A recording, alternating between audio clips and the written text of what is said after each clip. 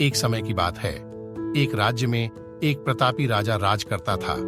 एक दिन उसके दरबार में एक विदेशी आगंतुक आया और उसने राजा को एक सुंदर पत्थर उपहार में दिया। राजा वह पत्थर देख बहुत प्रसन्न हुआ। उसने उस पत्थर से भगवान विष्णु की प्रतिमा का निर्माण कर उसे राज्य के मंदिर में स्थापित करने का निर्णय लिया और प्रतिमा निर्माण का कार्य राज्य के महामंत्री को सौंप दिया। महामंत्री गांव के सर्वश्रेष्ठ मूर्तिकार के पास गया और उसे वह पत्थर देते हुए बोला, महाराज, मंदिर में भगवान विष्णु की प्रतिमा स्थापित करना चाहते हैं। 7 दिवस के भीतर इस पत्थर से भगवान विष्णु की प्रतिमा तैयार कर राजमहल पहुंचा देना। इसके लिए तुम्हें 50 स्वर्ण मुद्राएं दी जाएंगी। 50 स्वर्ण मुद्राओं की बात सुनकर मूर्तिकार खुश हो गया और महामंत्री के जाने के उपरांत प्रतिमा का निर्माण कार्य प्रारंभ करने के उद्देश्य से अपने औजार निकाल लिए। अपने औजारों में से उसने एक हथौड़ा लिया और पत्थर तोड़ने के लिए उस पर हथौड़े से वार करने लगा, किंतु पत्थर जस का तस रहा। मूर्तिकार ने हथौड़े के कई वार पत्थर पर किए, किंतु पत्थर नहीं टूटा। 50 बार प्रयास करने के उपरांत मूर्तिकार ने अंतिम बार प्रयास करने के उद्देश्य से हथौड़ा उठाया, किंतु यह सोचकर हथौड़े पर प्रहार करने के पूर्व ही उसने हाथ खींच लिया कि जब 50 बार वार करने से पत्थर नहीं टूटा तो अब क्या टूटेगा।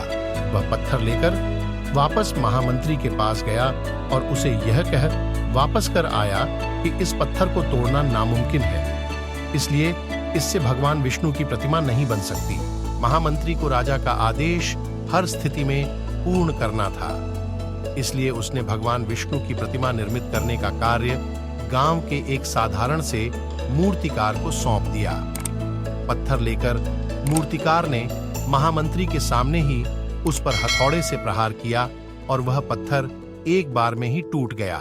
पत्थर टूटने के बाद मूर्तिकार प्रतिमा बनाने में जुट गया।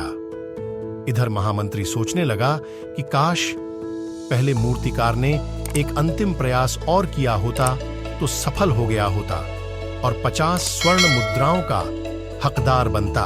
मित्रों, हम भी अपने जीवन में ऐसी परिस्थितियों से दो चार होते रहते हैं। कई बार किसी कार्य को करने के पूर्व या किसी समस्या के सामने आने पर उसका निराकरण करने के पूर्व ही हमारा आत्मविश्वास डगमगा जाता है और हम प्रयास किए बिना ही हार मान लेते हैं। कई बार हम 1-2 प्रयास में असफलता मिलने पर आगे प्रयास करना छोड़ देते हैं, जबकि हो सकता है कि कुछ प्रयास और करने पर कार्य पूर्ण हो जाता या समस्या का समाधान हो जाता।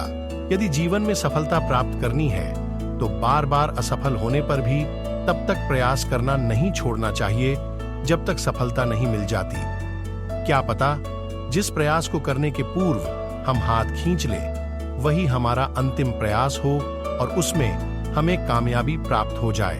हमारे साथ बने रहने के लिए लर्न विद महेश चैनल को सब्सक्राइब जरूर करें